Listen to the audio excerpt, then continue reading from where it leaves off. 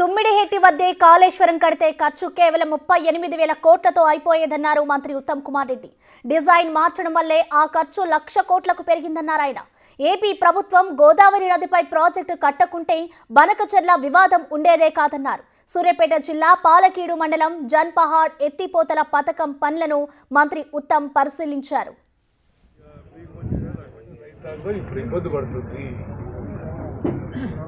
కృష్ణా నదీ జలాల ఉపయోగంలో కానీ గోదావరి నదీ జలాల ఉపయోగంలో కానీ 10 ఏళ్ల పాటు గతంలో అధికారంలో ఉన్న పెద్ద మనుషులు చిత్తశుద్ధితో కమిట్మెంట్తో మరి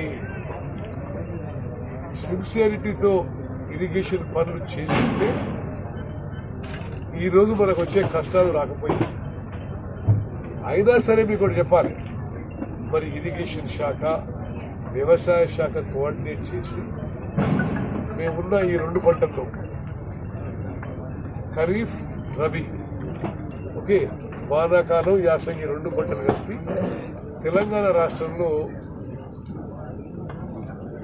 281 లక్షల మెట్రిక్ టన్నుల వరి ధాన్యం పండించారు. అఫీషియల్ గా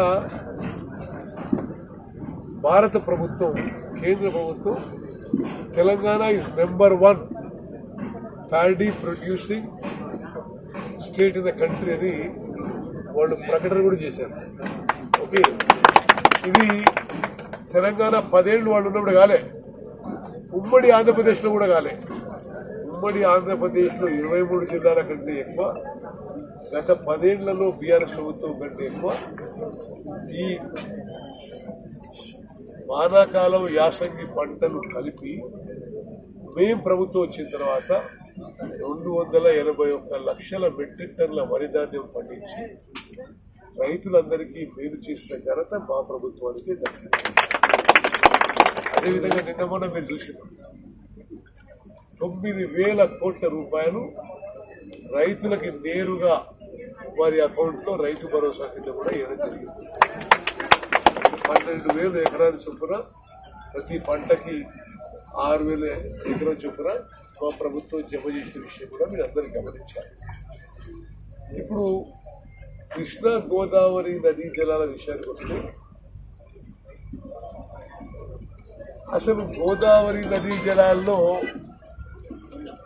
అసలు ఈ బనకచెర్ల వివాదం ఈ ప్రసక్తే ఉండకపోయేది.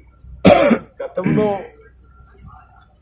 గోదావరి నదిపై ఉన్న అన్ని ప్రాజెక్టులని టీఆర్ఎస్ ప్రభుత్వం పూర్తి చేసి ఉంటే, దేవాదుల పూర్తి చేసి ఉంటే, సీతారామ ప్రాజెక్టు పూర్తి చేసి ఉంటే, సీతమ్మ సాగర్ బ్యారేజ్ పూర్తి చేసి ఉంటే, సమ్మక్కసార నుంచి ఆయకట్టుకి ఇచ్చి ఉంటే,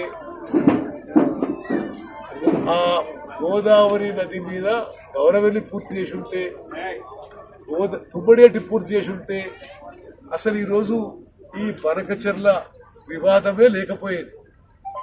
వాళ్ళు ప్రాజెక్టు కట్టలేదు కాబట్టి ఆ నీళ్లు సముద్రంలోకి పోతున్నాయి. మేము తప్పనిసరిగా గోదావరి నది జలాల విషయంలో మీకు విషయం చెప్పాలి. వాళ్ళు తుమ్మడిహెట్టి నుంచి మేడిగడ్డకి ప్రాజెక్ట్ షిఫ్ట్ చేసి చేయకుండా ఉంటే గతంలో ఏదైతే ప్రాజెక్టు కాంగ్రెస్ ప్రభుత్వంలో రూపకల్పన జరిగిందో తుమ్మడిహెట్టి దగ్గర బరాజ్ ద్వారా అది 38,000 కోట్లకే పూర్తయ్యేది.